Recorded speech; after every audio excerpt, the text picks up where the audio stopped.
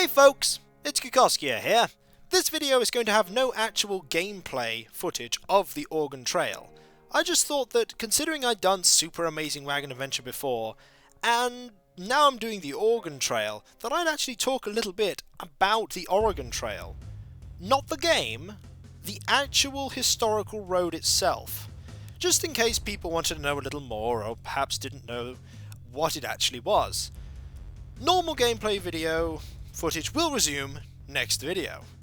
But the question that you should first ask, if you don't know, is, what was the Oregon Trail?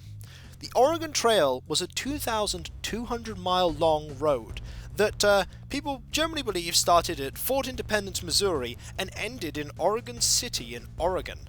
It spanned over what is now multiple states and went through the Rocky Mountains, and was originally forged by fur trappers who were first told to explore the Missouri River, and eventually forged a route 2,200 miles long to Oregon City. The road was primarily used for people wishing to travel to the western coast of what would later become the United States of America, and they went for the lush, fertile, and great farming land that was there, for a better life, for the chance of a better life. It was also used for various people travelling to send supplies to various towns along the route that grew because of the Oregon Trail, and was also used from going west to east for various other routes. But why would people travel from east to west anyway? Well, in the eastern side of the United States, land was sort of at a bit of a premium, because that had been where it had originally been colonized by the European countries, and later they gained independence and became the United States of America. But they were all sort of there on that coast, and there wasn't a huge amount of land, but there was a lot of land west, and not many people knew what it was. So, various people and various leaders went and set decrees saying, go that way to this area that we don't know exactly what's there, it's just sort of uninhabited, or it's not been well explored. Go and settle there. We want people to go and settle. And if you go there and you settle and you stay there for X number of years or however long it was, the land is yours. Unconditionally, it is yours. You don't need to pay for it. Just have it, keep it, farm there, do whatever you want there, but keep it, and it's then yours. This lure for a better life, to have land of their own, to forge their own way, for some people to escape persecution as well. Certain groups travelled west to escape persecution, and they went out to the Great Plains, and beyond the Great Plains, along the Oregon Trail, to the west coast. These journeys by no means were safe, especially not the Oregon Trail to begin with, although the Oregon Trail got better every year with the roads being improved, the settlements, the trading posts, the forts, but it was always dangerous. For people who'd spent their lives living in on the East Coast, or even the West Coast later, in nice settled and established towns and even cities, the Great Plains and the journey of the Oregon Trail was full of treachery and danger. You had to be self-reliant out there. You had to be able to deal with anything. If you went by yourself, you had to get the wagon and the oxen or the horses, whichever you used to try to move your wagon, your supplies, your repairing equipment, your spare parts. Because if something goes wrong, you have to deal with it. If you're in a fort or a settlement, or you haven't found a trading post, you have to deal with the problem. The wagon wheel breaks and you don't have a spare, you need to fix it. You're running out of food, you need to go find more. Your son gets bitten by a snake and you think it's poisonous, you have to treat it. Because if your group doesn't treat it, you suffer. And people could die. Some people travelled in groups, in caravans, groups of wagons for their own protection. And that could help, because you could offload some of the burden and other people could help if something went wrong. But ultimately, it was very, very treacherous. Food would run low, people would go hungry, people would get sick. Some people would die on the actual trail, be it heading just a little west or all the way along from Fort Independence to the Oregon Trail's end at Oregon City. Many a caravan would pass by marked graves by the road of people who hadn't made it. Some people would get so far and they would decide that they couldn't make it. They'd turn back, they'd go home, because dying wasn't worth it for them. Some people would get so far, find a settlement, would realize they're not going to get much further, and they would stop. And sometimes they never carried on, but they thought it was better than dying.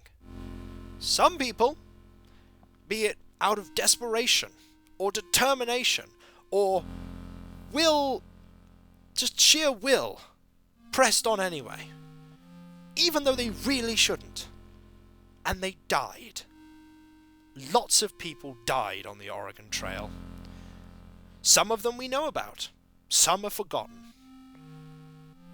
We have no idea where they're buried or what happened, and all the people who were travelling behind them, or along a few days behind, would be the remains of a wagon. Most of its supplies already picked clean, and sometimes even no bodies. And all they would know is they didn't make it. And they'd think, can we make it? But many did. Over 400,000 people throughout the Oregon Trail's history, they believe, used this to travel and get from one place to another, like from east to west. It was well used. And there were loads of perils even beyond running out of food, or illness, or things breaking. You could get attacked by bandits.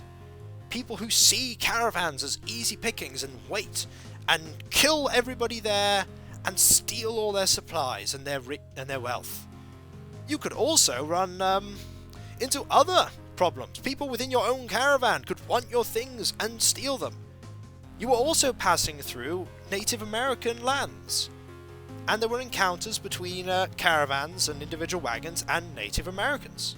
Some of them were perfectly amicable encounters, where they met and they talked, traded, and the people in the wagons bartered for assistance, being guided and helped across rivers and to deal with perils. Sometimes they were not amicable encounters.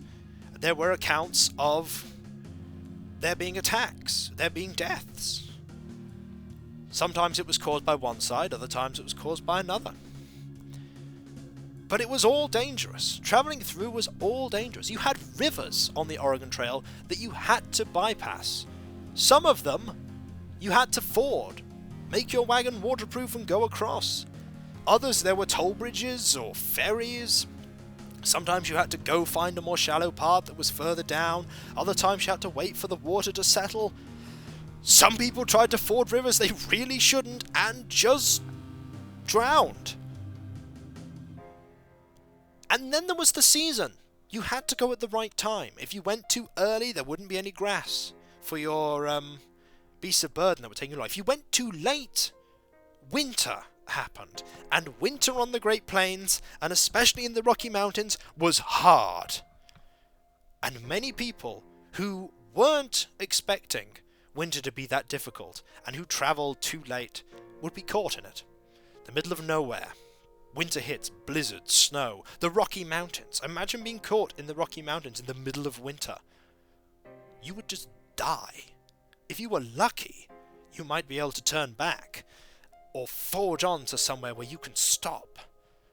But there were many people who died to the winters. But for all the people that made mistakes or were just unlucky, there were many who made it.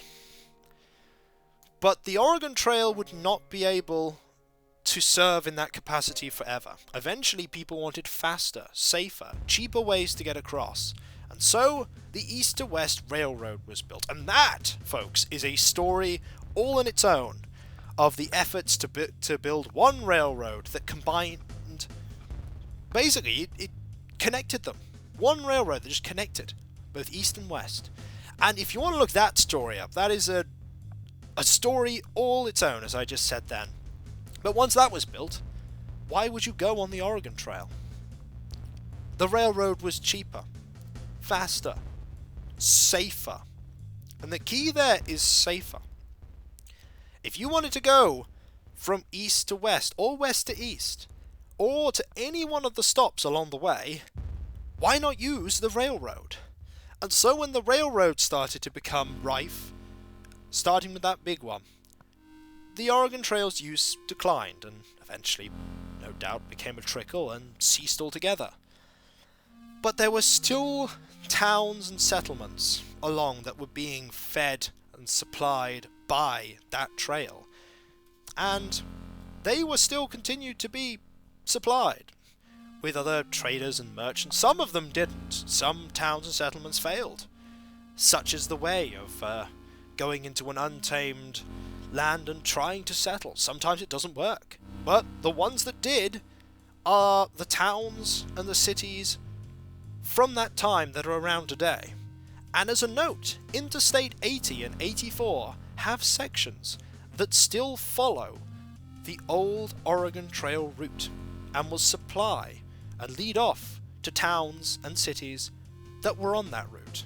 So in some small part, even today, the Oregon Trail still lives.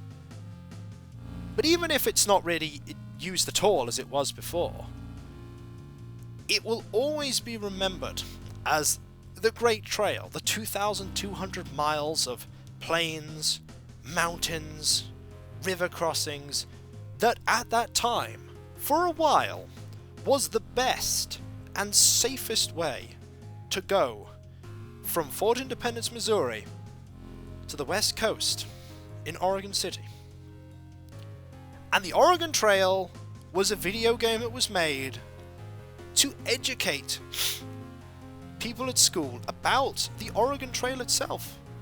But it was not just educational, it was also fun. And I like playing the Oregon Trail. There are many people that remember the Oregon Trail fondly and have learned a great deal about the Oregon Trail from it. And that is why it's so endearing even today in gamers' memories. That is why Super Amazing Wagon Adventure exists. And the Oregon Trail right here, which I've started playing. And that is why people still remember it now. Not just because of the game though, but because of its enduring historical legacy as the pathway that forged through the Rocky Mountains regardless, and that people risked life and limb for a chance of a better life. And so, that was the brief, very brief, history of the Oregon Trail. I doubtless have missed a lot.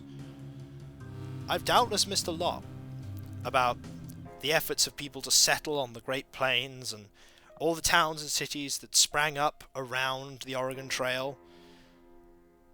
But if you want to know more, look it up. You should look and read and learn. Because that is history. The Oregon Trail is history. But the Oregon Trail is not. That is a journey from Washington, D.C. to the Safe Haven, going from the East Coast to the West Coast, where we have to fight zombies. Lots and lots and lots of zombies. Fortunately, we have guns and a vehicle, and hopefully enough supplies to survive. Perhaps we might make it. Who knows? But I'm Kikoskia, and that was a brief, very brief discussion about the Oregon Trail. And when we come back, folks, more of the Oregon Trail, where we'll move on and hopefully not die horribly. I'll catch you next time, and I'll see you then. Later.